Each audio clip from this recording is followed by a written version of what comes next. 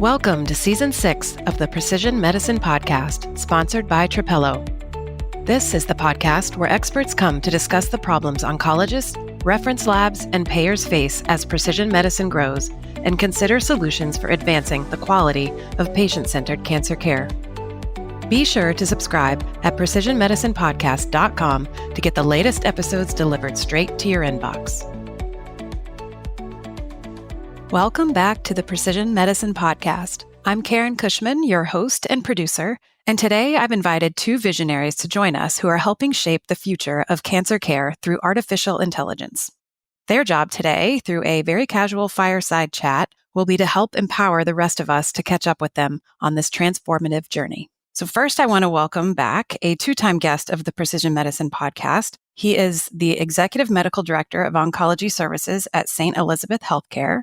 He's also editor-in-chief of the peer-reviewed journal AI and Precision Oncology and co-founder of Tensor Black, an education and consulting company specializing in AI oncology applications. Dr. Douglas Flora, welcome back. So glad to be back. That means the first time went okay? Yes, it did. Exceptional. Well, I'm excited to continue our conversation here and also to welcome your partner in crime, better known as the Onc Doc and host of Target Cancer Podcast. He is a hematologist, a medical oncologist, and a rising authority on AI in medicine.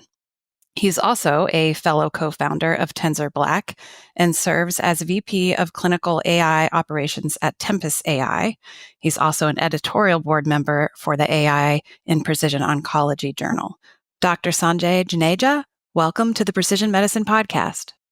Thank you for having me. I'm excited to be here.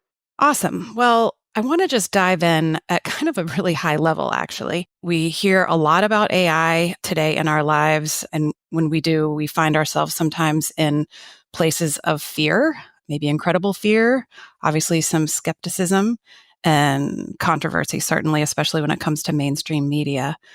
However, in healthcare, that's perhaps where we find the most hope and tremendous opportunity, to the point that you hear anecdotes like, AI is going to cure cancer, right? So I wanted to ask you both how you think about big statements like that. Like, will AI really help us find a quote unquote cure? And if you think so, what does it look like and when? Yeah, I think it's going to help us cure cancer. I think it's going to help us with earlier drug discovery. I think it's going to help us with smarter delivery of clinical trials and better cancer screening and detection. So we have a better chance against earlier stage cancers. Our drugs work better when we deliver them to healthier neighborhoods. So I don't think we'll cure all cancers. There are some really, really nasty ones out there with multiple mutations, but I don't think it's far off to say we could cure the majority of them in the next 25 to 50 years, given these new technologies. Dr. Juneja, what do you think about that statement? Yeah, I think the way, if you take it back for a second and think about how cancer can be curable, there's multiple ways, right? But traditionally, and the way we always did at the beginning is, at the end of the day, if you're able to take out the moment your regular cells become unregulated, which is what cancer means in Latin, in one place before it, becomes, in an ideal world, invasive. But even if it's invasive, before it spreads or goes to lymph nodes and other areas, if you think about just that alone, now you're talking about, can you find and localize something at its earliest time? Like right now, it takes, 500 million cells in one place to see it on a CAT scan. But if you're talking about things where you can see it at a much smaller amount or aggregate, that may very simply, in just one example, be able to prompt, what we call stereotactic radiation, external beam radiation, or surgical excision or removal. And that alone is just talking about imaging modalities, and then also possibly being able to talk about how you can find ways to find activity, kind of like a PET scan when it comes to metabolic uptake. So there's that element, which is just very simply find it so soon that you can actually remove it. Then the second pillar is, okay, beyond that, what do we have? And that all still, the first part deals with screening and testing and et cetera.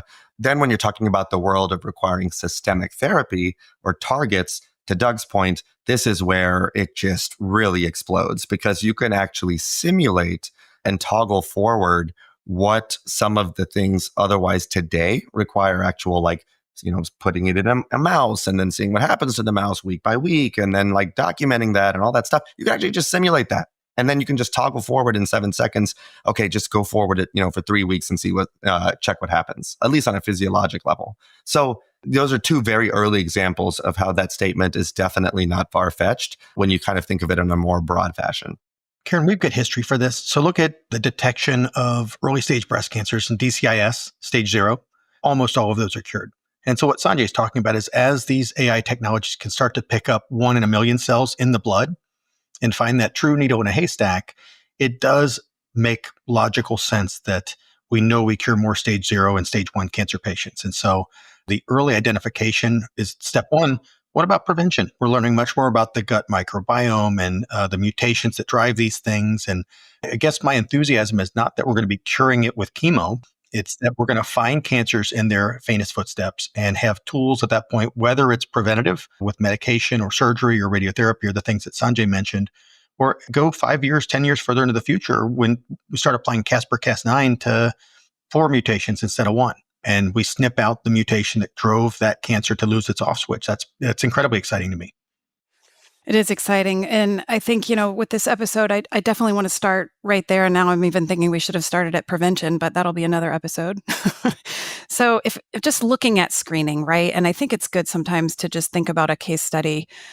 Look, we're talking about an area of healthcare where so many of us are involved in cancer, whether it's a relative, a friend, even ourselves. Most of us have a situation perhaps today that's on our mind. For me, my brother-in-law has been going through a prostate cancer diagnosis, ironically, when I was working on the episodes with Dr. William O recently. And it started out with just, him going through his basic annual exams, an elevated PSA screen, which went to a biopsy. He's in the midst of scans right now and some insurance denials, approvals, just to get to a consensus with his doctors. And luckily it's slow growing, as they say. So this is just one real world example. And I want to use prostate cancer because it is one of the most common. The question for you is, as we look at these kind of common cancer types, where folks are going in for regular screenings at a certain age, breast cancer, prostate, colon, can you give some practical examples of how AI-enabled imaging or technology is advancing those traditional screening methods today? Absolutely. So in general, the way that we do cancer screening today, let's just say for breast, for example, is predominantly imaging, right? But it's a very, simple image, so to speak. It's pictures, and that's what a mammogram is. And in addition to having the limitations of a picture, you have the limitations. Now, mind you, an X-ray is just different degrees of whiteness, essentially, right? White and blackness, like that. So you're already binary in that sense. And then you're using an eyeball or a human eyeball that has, varying degrees of experience, of appreciation, or even just the refractory index of the lens within their eyeball themselves. There's so many different things that reduce the consistency of most optimized interpretation. Imagine if you had a consistent thing that didn't have lens issues in their eyes as they get older, as we all do, and are just so consistent, as if they have that morning coffee all the time with 9 hours of rest and are doing it at tremendous speeds.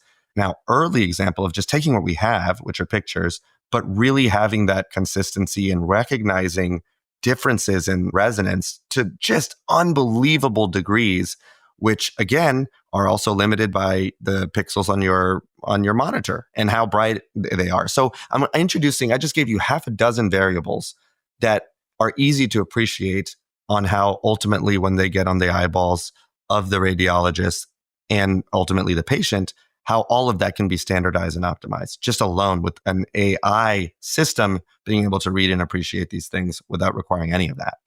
And then when you're coming out of imaging now, so that being the example of breast cancer, now you have things that are blood tests. So PSA is an antigen. So it's a protein. So that's kind of a bigger thing. That's not a molecular thing. Molecular is the coding or the blueprint for way later the protein expression and creation on a cell or a prostate cancer in this example. So what if we can find things far earlier than requiring all of this to, already be happening, for one, and two, PSA already circulates by itself anyway. So how can we distinguish things from cancer and non-cancer? How can we distinguish Are there other features to relate to this quote unquote PSA that would help us other than just how high it is and how much is being pumped out? These are all the ways that now machine learning can say, hey, I think there's something better, or hey, variables X, Y, Z, alpha, beta, and delta make this PSA more concerning that's otherwise underwhelming. Whereas, we don't know those variables. And that's where cataloging and dissecting all of this real world evidence of people that ended up with prostate cancer, what I call real world tragedy, utilizing that and leveraging that to give us better insights and foresight on how can we ascertain if something is a problem more accurately. And this is natural. You talk about the lens going through a piece of glass, looking at something under light that's under oil immersion. That was a major, major advance in science when we saw that animals and plants had similar things that were called cells. This is just the next technology saying we're going to look at 100,000 pixels for 150 architectural features that suggest imminent danger in 5 years. And we've seen that now with a tool called Sybil, looking at a single lung cancer screening scan. We've seen that now with some really good tools they're called orphan oncRNA fragments. There's some companies doing exciting things with circulating broken off chromosome arms or methylated DNA. And, for your audience, it's greater definition. It's a 100,000 power oil immersion microscope. I love that. Well, so staying in that kind of screening area and perhaps early stage presentations, how can AI help? If thinking about my brother-in-law, he may or may not have a genetic predisposition to cancer, but perhaps he had some sort of other high risk on his mind. How can AI help oncologists, pathologists, and those in that early screening phase of things more easily detect an early stage, if you will? It's a great question. And we could get into many different ways that it can do that we can conceive. But what I like to bring up is the way that we can't conceive things that AI can bring in front of us. And the example I use is Move 37. And in 2016, AlphaGo was this AI machine that's just incredible at learning the game of Go, which I don't know how to play, mostly because I heard there's more potential game outcomes than there are stars in the universe. And that just sounds like nothing I want to have to learn. But AlphaGo was playing the grandmaster of Go, and the entire audience was a bunch of grandmasters as well. And on Move 37, it did something where you heard an audible gasp from all the grandmasters, or like a ooh, like as in it messed up. AI is not that great, and they were sure it messed up because it made no sense. And then what ended up happening was AlphaGo ended up winning shortly after that. And what it showed us is when you apply like artificial intelligence and learning, you can uncover things that you didn't think were relevant. And the example that I'm alluding to is AI now is able to take biopsy. So generally with like prostate cancer, we're like, okay, the PSA, yeah, maybe we'll biopsy, maybe not. And then we biopsy and we're like, okay, we don't think this is quote unquote high risk. So the recommendation is to not do anything because it's unlikely to become, a problem, in your lifetime. But that's what we're asserting based on the handful of metrics we have today. What you're able to do, even from a biopsy, when you're putting it into slides and using what's called digital pathology, scanning it in, and then applying, right, AlphaGo, like in the game of Go, but not a game now, but really understanding every feature of this biopsy and taking all of the outcome. So this biopsy ended up being a problem and it came to stage 4. This one ended up not. And it starts to think, what am I seeing that could clue us into that? And an example that was published last year is you can use AI potentially. It's happening where even on that biopsy sample in, say, a stage, 1 breast cancer or a stage 2, having an idea if they will respond to therapy before doing curative therapy with surgery or not. And you might say, well, Sanjay, how? And that's because it's looking at everything in what's called the microenvironment as well. Like, what are the things that will make it not respond to immune therapy because it's not an immune-rich area, or it is an immune-rich area, or this cancer hijacks a lot of things that are called fibroblasts that can sometimes protect or disguise a cancer from your own immune system. And all of this stuff at the end of the day is present in a biopsy because that is the real cancer and everything around it, otherwise called, the microenvironment on that slide. But you're limited to what we know has meaning or relationship today in the traditional academic sense. Throw machine learning on it, or arguably deep learning, to all of these biopsies. And again, all of the real world tragedy of the people that ended up sadly passing away or having horrible disease or not having disease, and populate those outcomes. And you're going to uncover all kinds of things that you didn't even know were relevant. And that, and truthfully, maybe, just too difficult to quantify with an eyeball through a microscope on a lens. And so in the case of, I express my sympathy for sure with your brother and everything I've gone through and going through. And even, after a cure, there's just things that people go through forever with a cancer diagnosis. But in those cases, that's the kind of future we're talking about, is where it's not this gamble that oftentimes gets put into the patient's court. Ultimately, they're like, so this is what I recommend, but what do you want to do? I think there's nothing more insulting in oncology than that. And we do that all the time because we're like, the guidelines are equivocal. What if we were able to give a much better idea? And the way we do that doesn't take this miracle, because again, sadly, we have a lot of what happened. We just have never had a way to put it all together and say, are there things that we're missing here? Yeah. Well, so one of the things Dr. William O brought up was that in theory, they're hoping in the realm of prostate cancer, can we get past a Gleason score? It's not always concordant, he was saying, in different institutions. And so is that something that you guys see happening yet? You're talking about just driving smarter cancer care, right? To go back to what Sanjay was just talking about, imagine the next step. So you're talking about screening for cancers. What if we use math to identify the patients who should be screened, right? 88% of women, 88 people out of 100 that we screen will never develop breast cancer. They don't have a chance of it. And we're getting better with these polygenic risk scores, which cost like $50 now, and we're still not using those in common parlance. And so, one of the things I'd steer people to, if they're interested in this topic, because we could go on forever, Sanjay and I, about this, it's a definite passion project for us to try and prevent people from ever having to need us as medical oncologists. But go to AI and Precision Oncology and pull up the article that Eric Topol wrote for us on upending cancer screening. And it gets into going even further upstream than Sanjay's describing. You don't need MCED. You don't need multi-cancer early detection. You don't need to be looking for circulating chromosome arms. You don't need mammograms or ultrasounds. You need to identify in your brother, there was a sign that he had a risk for prostate cancer somewhere distant past 20 years ago. Some mistake was made in some gene. It was supposed to design a protein saying CTGC, and instead it made CTGA, and it lost its off switch. We should be able to identify who that guy is. And he might need screened at 43. And it's a specific risk score that AI can generate for that particular patient to say, why are we screening based upon age-based criteria? Everybody has different gut microbiomes, different genetics, different epigenetics and exosomes and the toxins we're exposed to in our work world. I'd love to see AI used to identify how we can screen smarter so that our risk of identification, it's a target-rich environment, rather than screening everybody for every disease. That doesn't make any sense at all to me. And it's 2025, and we're still saying your risk starts at a discrete point at 40 years old for this test or 45 years old for this test, when we know there are vastly different risks based upon age, race, culture, diet, and et cetera. So I'll get off my rant. Thank you for coming to my TED Talk. That's a great point, Doug. But to your point, Karan, you're describing exactly what I meant with the digital pathology. Realize that the Gleason score was basically 1970s or 80s is when it had widespread adoption. And what Dr. Donald Gleason did was he just looked at like thousands of prostate cancers and was like, you know what?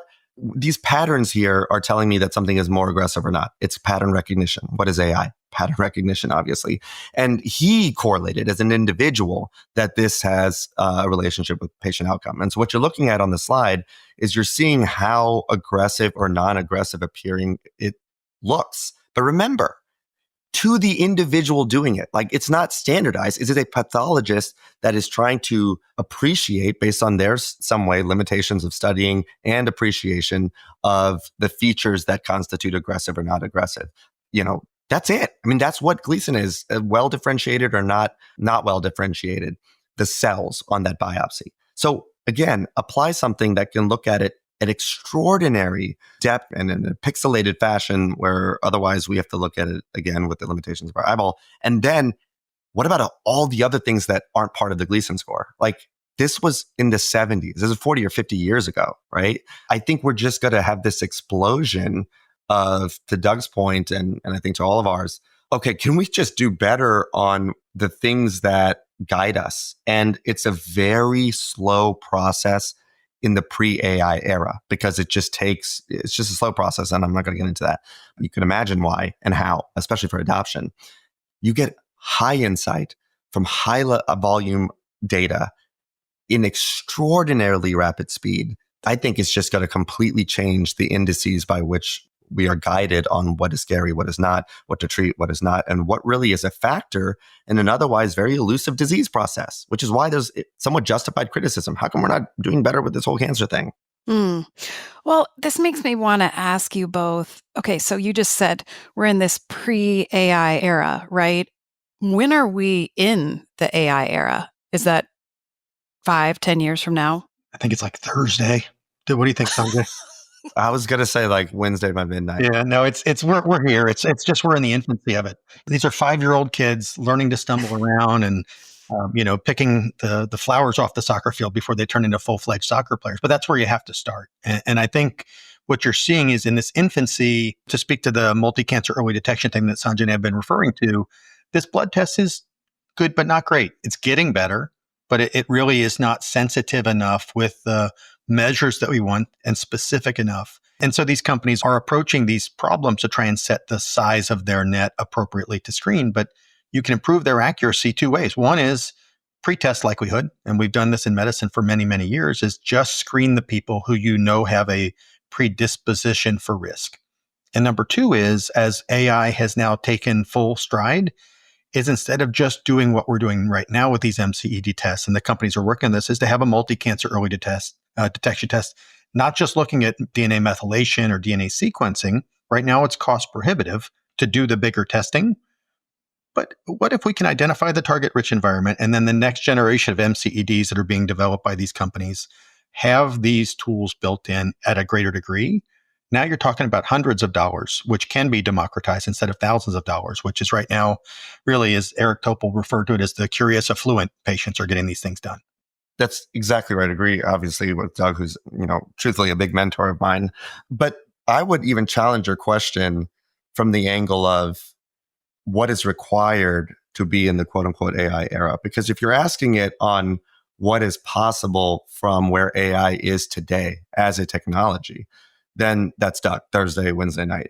But my bigger concern and my stressor, and cause of IBS at this point is the delay of what we can do and when we're doing it. And that is going to be a humongous bottleneck because, to your point on Gleason and PSAs, these are all the way we have done things for 40 or 50 years. This is what guidelines have assembled and put together. This is how insurance companies think. This is how protocol and workflow within an institution and interdisciplinary teams exist. So even if you have the better scores tomorrow and things that are like, this blows it out of the water, now you're talking about this whole entire truly disruptive need in an otherwise classically and traditionally slow to evolve and update industry and field because of the incredible complexity that goes from economic to financial to scalable to even the resources to be able to implement. And that is what makes me,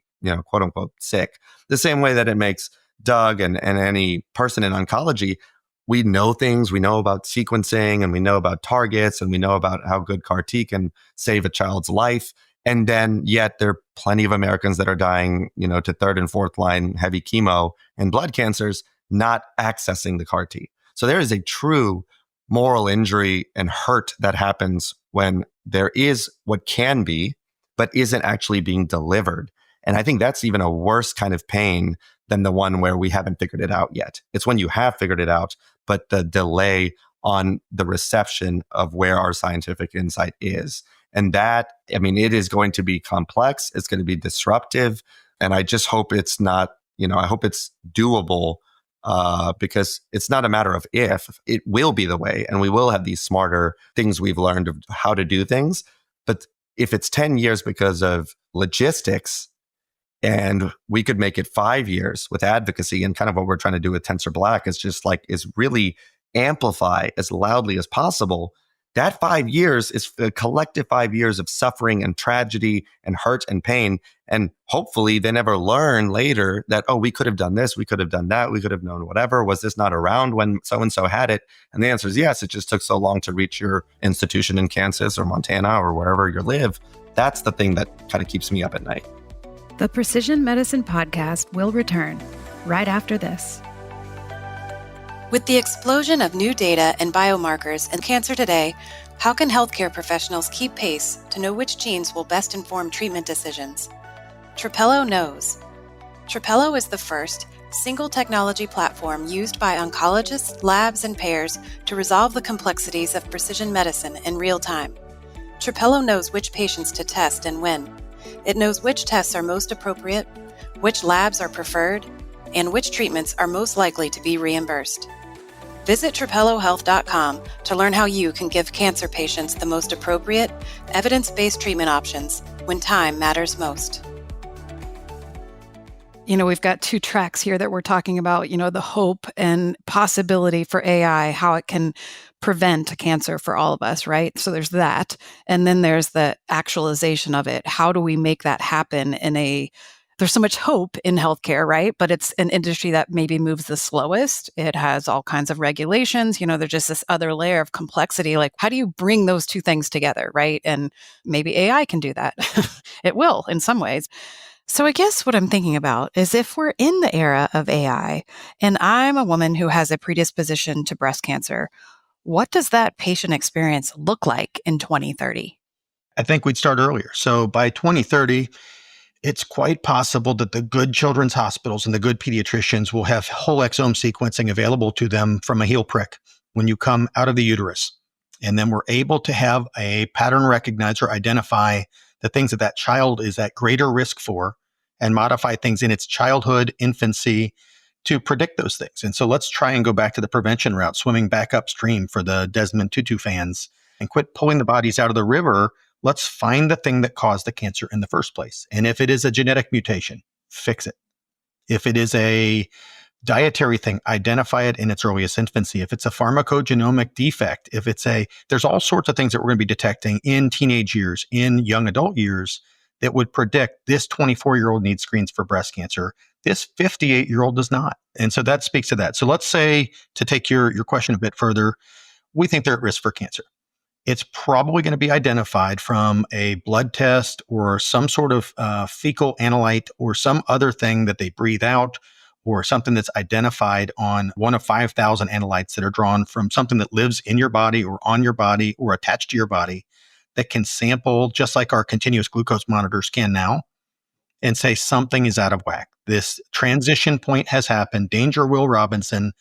And someone will have to take care of it. And that may be an oncologist in 2040 saying, okay, we're going to have to do a reengineering of this particular gene because of this mutation. We're going to have to fix your translocation at 922. I doubt if that's going to be 2040, actually.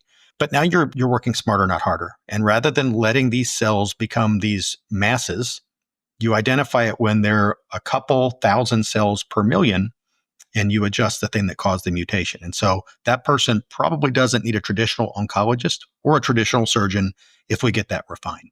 Yeah, I mean, I love that Doug tackled that one. And then I just think of the 9 or 12 more, like ways that this could go. And to his point, I mean, there's, these wearables now, they're so good at even your deep REM and not deep REM and sleep stages that those clue you in on deviations from where your baseline lives to say there is some kind of physiologic stress here. And they're actually using that for like pneumonitis from viral illness, but also I'm just looking forward to when we use those because they're on your Apple Watch, right? Like you don't even need an Oura Ring now when we can use those to clue us into like, pneumonitis from immune therapy and stuff. But I digress. The more immediate or earlier example of it traditionally just let's say having to walk in and get your screening. It's impossible for me to answer it without thinking about the cost aspect, which also can go in many ways because things can get a lot cheaper. One, in the way that Doug described, but two, I think the one hope I have for adoption of AI sooner than what has been traditionally the case by the healthcare system is, I've learned very disillusioningly, money talks. And I think when you can justify and when this shows that, hey, there is a lot of cost to be saved, which for us as empaths means a lot of human suffering that can be avoided or reduced if caught early, I think that will lead to a much faster adoption because they're both, mutually related in parallel. But if you were to get that mammogram, one, you wouldn't be at the mercy of the wide variability of, do I need an MRI? Do I not? Is this suspicious? Is it not? There's just too many suspiciouses. Like literally, I'm going to make that a word because I think 50% of mammograms or so something outrageous actually requires coming back for some reason or another. That number is going to go down to, I'm sure 5%, 5 to 10, 9% maybe. So you've already taken out the emotional stress for that other 40% that was at the mercy of the eyeball. Now, say a biopsy is required. Now you're hacking away significantly at that because there is all of this deeper insight from that biopsy. What we're doing is leveraging, in my opinion, logarithmically each step and stage of what happens today. If you just apply AI to those, logarithmically greater insight into not only what's okay and nothing to worry about, but also jumping on faster what isn't. So you have it from, AI that's going to be analyzing the slide and getting more value from the biopsy, getting more value from the pictures, finding it on the pictures sooner. And then all of this to say, to your question about the genetic risk, I think it's going to give a lot of clarity on that. I think the medical community has seesawed a little bit on our appreciation of really what is a problem incurred during your lifetime and your lifestyle and behavior and the diet and all this stuff versus what is just a born likelihood of cancer. I think that number continues to get smaller. It's 10% roughly what we say now of cancers. So understand that 90% of adult cancers has nothing to do with a mutation that you were born with. And that's why it's important that, everyone gets screened. But this is an important point because we know people that have these mutations that never get cancer. Like I see BRCAs that never had cancer in their family. I'm like, how did this happen? Or, people that obviously get breast cancer and don't have anything that we know of. So there's just so many ways that Doug and I mean, we make this our life study at this point of let's not leave our job and mission. And I think many that recognize the value is let's make sure every stone is even just identified on the 100 different partitions of where AI can give us clarity. And to your point, Karen, this genetic one is one major one. But I think what it's going to uncover is that lifestyle somatic injuries are going to be a much bigger factor. And to Doug's point with wearables and these kind of serial tracings of what our labs mean, what they can clue us into, what frequency we need them, I think all of that leads to this precision, awareness, alertness, and does away with this very, very obtuse and I guess best we got, but just quite frankly, so poor that it's shameful way of having just an age-related or singular number-related prompt to investigate or not investigate. It's crazy. But that's what's so exciting. So think about this, guys. I know we're talking a little hyperbole here, but I like to think in a historical lens, and I love the history of medicine. And so just sit with me for a pause. So we know smoking rates are going down. We've talked about a dozen ways that AI will augment speedier diagnoses, better identification of a target-rich environment. We've just said how these pattern recognizers are going to improve radiological, surgical treatments, better diagnosis on slides, better development of drugs, better enrollment on clinical trials. Before all those things I just mentioned, the number of patients dying of cancer has gone down 1% per year every consecutive year since 1990. Okay? Why would the math not suggest that with the advent of all of these tools, better diagnosis, earlier detection, better treatments, smarter drugs, why is it hyperbole to suggest, like the NHS did, University College of London that said, there will not likely be people dying of cancer younger than the age of 80 by 2050. So I'm not the only one saying this. These are people just doing math to say if we've already improved at 1% in declining cancer death rates per year every year since 1990, even if we only continue on that pace with that improvement, we're going to get there by 2050. And I would argue the things that we're talking about on this podcast would suggest it's very logical to conclude that screening, detection, prevention, treatment will all improve in the next 20 years. So I don't think it's nuts. It probably will be newspaper headlines that we've said this, but I'll stand by there. I'll die on that hill. So fast forward, we are in the AI age of things, but we are now looking at the other patient scenario where, say, we have a woman who we didn't have the benefit of any early knowledge around her predisposition to breast cancer.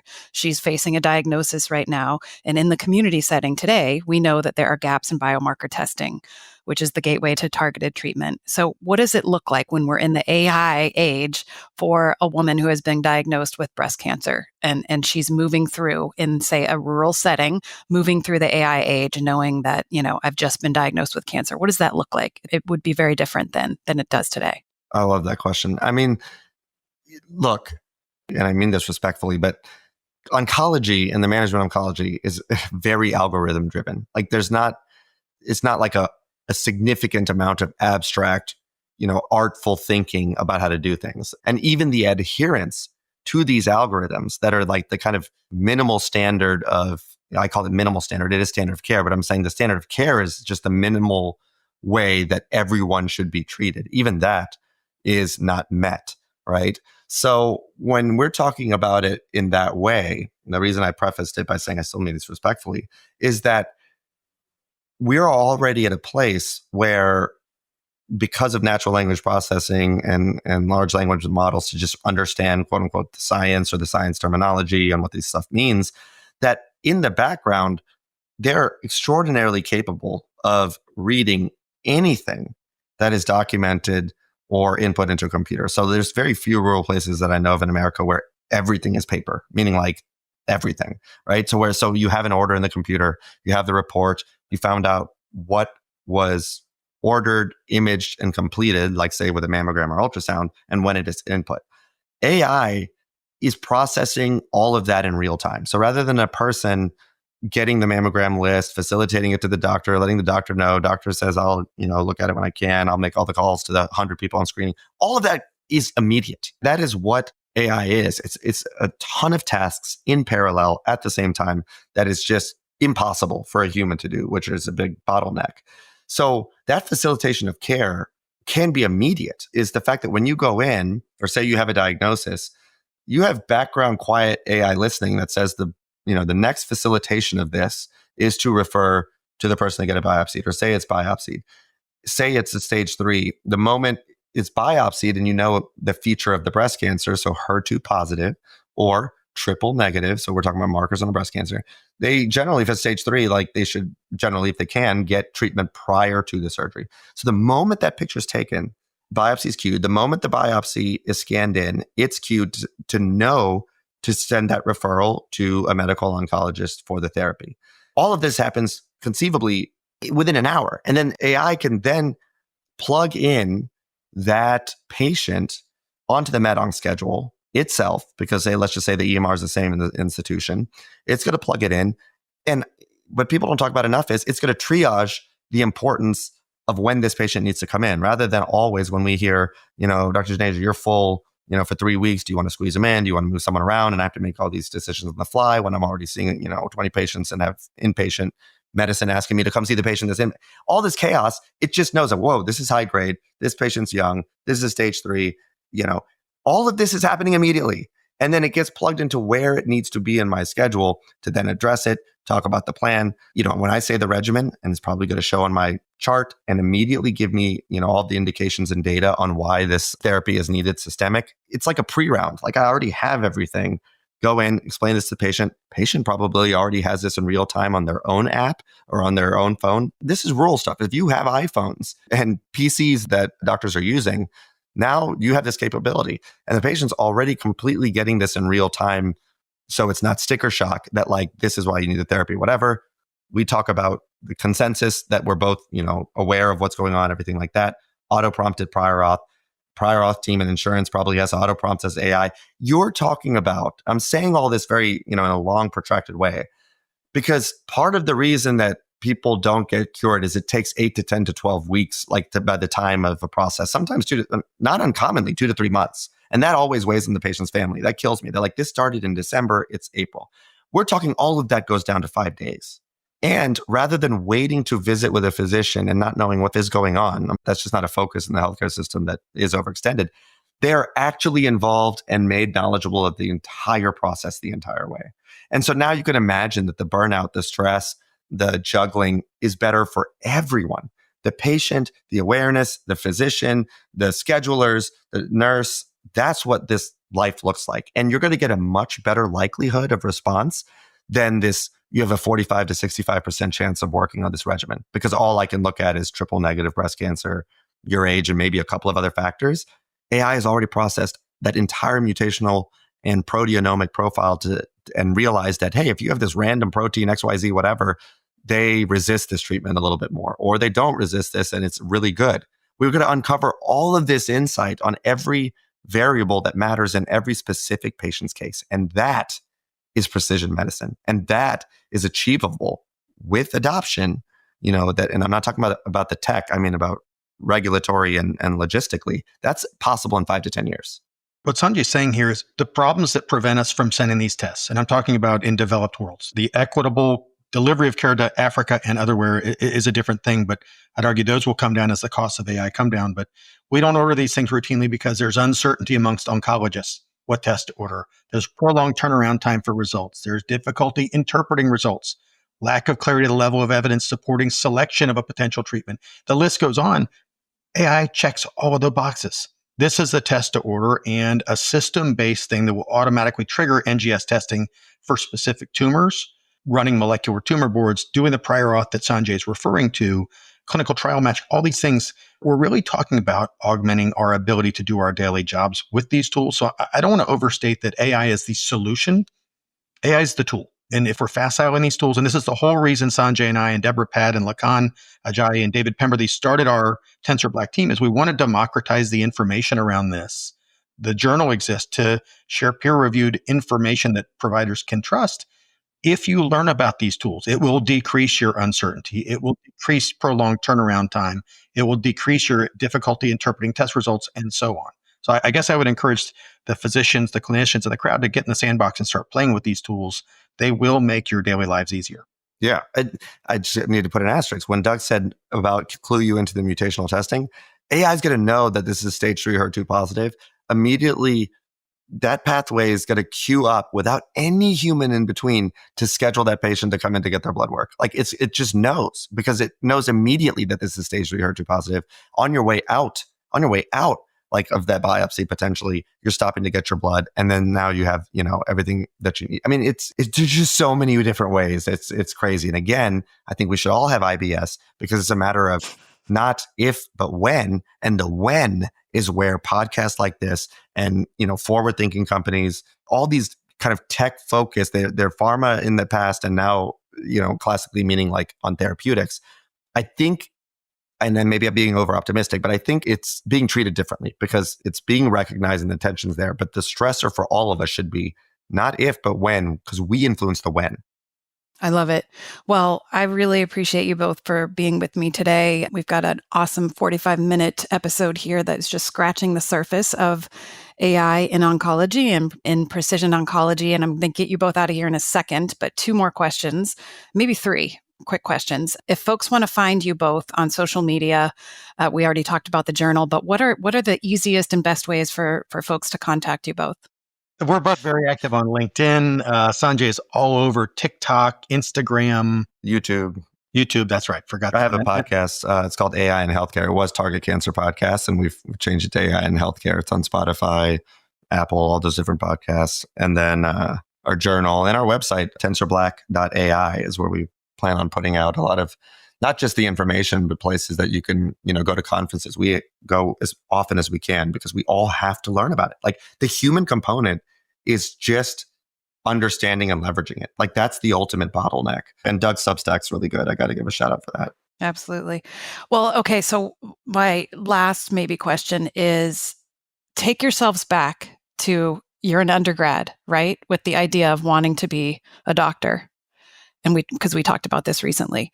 What would you tell your younger self as far as staying relevant in the long journey to becoming a physician, knowing what our academic of things is like right now for that person? Like, how do you keep pace with this incredible acceleration of medicine and be relevant in how long it takes to actually become an oncologist? Honestly, I'm going to take this one first, if that's okay, Doug. I think the biggest investment you can make and the ultimate commodity will be to really exercise your ability of human understanding. And I mean that from empathy, from sympathy, from qualitative measurement, because AI and tech and adoption is going to happen very quickly. But at the end of the day, to be able to utilize AI, you have to know how and what to ask it. And you have to know how, with the patient, to communicate what can't be done by tech. And lastly, it's very scary how good AI is going to be and what it's going to potentially be able to replace that a physician traditionally does. But what it will not be able to replace is the qualitative consideration of human suffering, of human stress, and all of those factors that come in. I can find out exactly how to treat the cancer, but I don't know that AI is going to tell us what just makes sense or doesn't make sense at somebody's point in life with their daughter's wedding coming up or whatever the cases may be. That measurement requires human input to have the best guidance when it comes to decision making. If it's not necessarily the medically informed and molecular informed, it's life guidance. And you cannot do that if you don't have a very good, and I think what we need is a much better kind of threshold or higher threshold of the role of what a physician will be in the future. That's where they're going to make a difference, because tech will not be able to measure those things.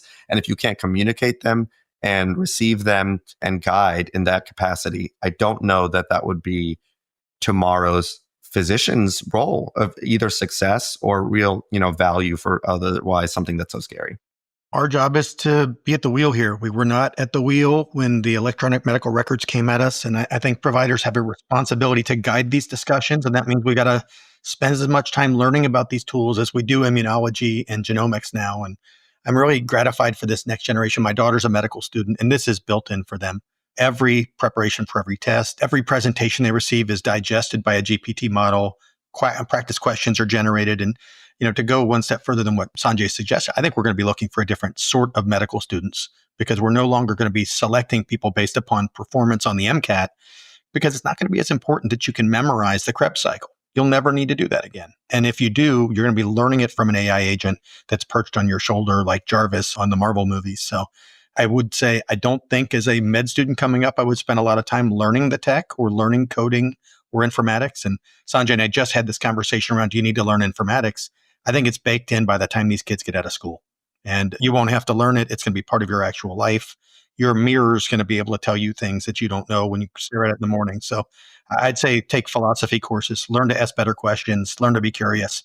Yeah. And I think what you both are describing is the concept of connective labor. And that is what you're describing, is that ability to have empathy, to connect with the patient in the humanness of things. And that's what needs to be taught. Exactly. Or the focus. Yeah. Well, okay. So when you guys aren't thinking about cancer and artificial intelligence and augmented intelligence and machine learning and all these fun things, what are you guys both doing in your spare time? International travel and chasing my children and the Ohio State Buckeye football team around the country. I am doing everything I can, in part to Doug's, mentorship in every area and scope of life for me personally. And I mean that. Thank you, Doug, for everything you've guided me on. But it's to really enjoy my kids, because it's like you have just a finite amount of time to be in the world of an ever-changing age and thought processing that you don't get in your professional life. And I probably just won't have that when they grow up, right? They're 9, 7, and 4. So anyone listening with children, just be in their minds. It's like now I listen so much more than I talk and guide, necessarily. And it's just unbelievable. So it's been a real joy for me. Love it. Well, thank you both. And I think what's funny from our kids' perspective is we talk so much about AI, yet, it's embedded in our life in so many ways that we don't even realize, like on our phones now, ChatGPT is embedded there. And so for our kids, it's like, they're going to be like, what was the big deal about artificial intelligence? It was always here. Exactly. All right. Well, thank you guys both, Dr. Sanjay Juneja and Dr. Douglas Flora. Thank you for being with me today on the Precision Medicine Podcast. You've been listening to the Precision Medicine Podcast, sponsored by Trapelo. Trapelo is the first clinical decision support tool to align the interests of oncologists, labs, and payers to give patients the best chance at beating cancer. To learn more, visit gettrapelo.com. We invite you to join the conversation on social media. You can find us on LinkedIn at the Trapello Company page, also on X, formerly Twitter, at PMP by Trapello, and you can also find us on YouTube at the Precision Medicine Podcast channel. If you know someone who would enjoy the Precision Medicine Podcast, please share it. They'll thank you, and so will we. We hope you'll tune in for the next episode.